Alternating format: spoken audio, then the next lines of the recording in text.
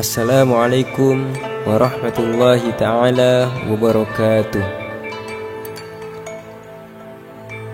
Biografi Syekh Fathul Bari bin Syekh Ismail, ulama Thariqah Naqsyabandiyah Muzhariyah.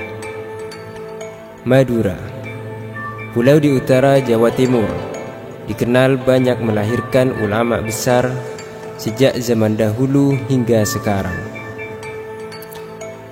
Seorang di antara mereka yang diriwayatkan ini ialah Syekh Fathul Bari, satu dari sekian banyak murid Syekhuna Kiai Muhammad Khalil bin Kiai Abdul Latif Bangkalan.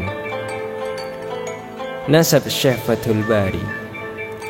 Syekh Fathul Bari bin Syekh Ismail, yang dikenal dengan pujuk Kulung, bin Syekh Abdullah.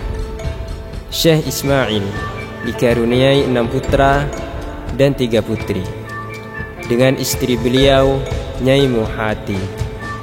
Di antara putra-putri beliau ialah yang pertama Syekh Fathul Bari Ombul, yang kedua Syekh Baydawi Malang, yang ketiga Syekh Bukhari Malang, dan yang keempat Nyai Khadijah menikah dengan Syekh Syamsuddin bin Kiai Ahmad Dahlan Sumber Baru, yang tidak lain adalah mursyid Thariqah Naqsyabandiyah Muzhariyah.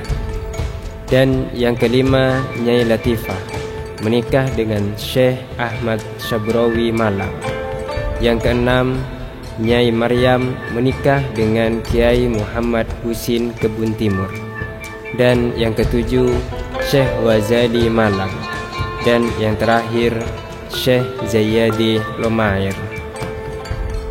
Syekh Fathul Bari mempunyai 3 istri, yaitu Nyai Maimunah binti Syekh Syarqawi, Nyai Nurima binti Syekh Abdul Aziz, dan Nyai Romlah binti Syekh Muallim atau Kiai Yasin. Dari ketiga istri beliau, yang putranya menjadi mursyid Thariqah Naqsyabandiyah Muzhariyah sekarang ialah Syekh Ismail atau Kiai Darwis, yang bersama Nyai Maimunah binti Syekh Syarqawi. Syekh Fathul Bari adalah seorang murid Syekhona Kiai Muhammad Khalil bin Kiai Abdul Latif, yang menyebarkan Islam melalui Thariqah Naqsyabandiyah Muzhariyah. Beliau menyebarkan Thariqah Naqsyabandiyah Muzhariyah di beberapa daerah di Jawa Timur dan Kalimantan Barat. Beliau sangat gigih dalam menegakkan syariat Islam. Dalam ajarannya yang kerap dikenal oleh kalangan masyarakat ialah Aqaid 50.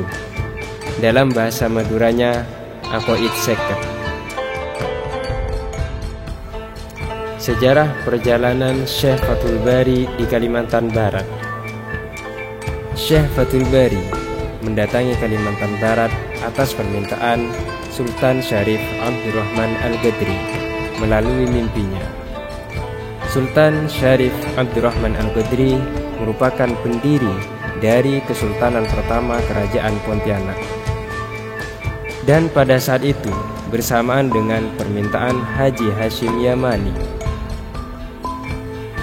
Di tahun 1946 Masehi, pertama kali beliau menginjakkan kakinya di bumi Kalimantan, yaitu di desa Peneraman, tepatnya di Pondok Pesantren Babus Salam, yang pendirinya adalah Haji Hashim Yamani. Thariqah yang diajarkan pertama kali di Kalimantan Barat, desa Peneraman itu, menarik perhatian masyarakat setempat dan membuat orang berduyun-duyun untuk menimba ilmu, hingga dapat mengaplikasikannya di lingkungan masing-masing. Beliau menyebarkan Thariqah Naqsyabandiyah Muzhariyah selama 14 tahun di Kalimantan Barat. Syekh Fathul Bari, karena seringnya beliau mendatangi Peneraman atas permintaan Haji Hashim Yamani, membuat nama beliau dikenal oleh elemen-elemen masyarakat luar pada umumnya. Saat menjelang wafatnya, beliau sempat menanyakan kepada Haji Hashim Yamani, pendiri Pondok Pesantren Babus Salam Peneraman. Syekh Fathul Bari berkata, "Shim, mun engkau mate, bi kakeh eko pura akinai dimma." Dalam bahasa Indonesia artinya adalah, "Shim, jika saya wafat nanti, akan kamu makamkan di mana?" Haji Hashim Yamani menjawab, "Kiai, makam sampian eseting masjid," yang artinya, "Kiai, makammu berada di dekat masjid." Tak begitu lama kemudian Syekh Fathul Bari pun wafat. Beliau wafat pada tahun 1960 Masehi. Dengan wafatnya kiai karismatik ini membuat masyarakat di sana merasa sangat kehilangan ulama yang dikenal penyantun dan berbudi luhur. Dengan cepat dipanggil Sang Maha Kuasa. Ratapan tangis orang-orang dari berbagai daerah membanjir saat almarhum dimakamkan. Syekh Fathul Bari dimakamkan di dekat Masjid Raya Babus Salam Peneraman. Hingga saat ini hampir setiap hari orang-orang dari berbagai daerah berziarah ke makam Syekh yang dikatakan banyak melahirkan kekeramatan. Hingga kini, Haul Syekh Fathul Bari diperingati tiap 2 tahun sekali oleh ribuan masyarakat, murid-muridnya, serta para ulama baik dari Kalimantan maupun daerah lain. Bahkan ada yang dari luar negeri. Kegiatan haul beliau ini dipusatkan di Desa Peneraman, Kecamatan Sungai Pinyu, Kabupaten Mempawah, Kalimantan Barat, di mana tempat beliau saat ini dimakamkan.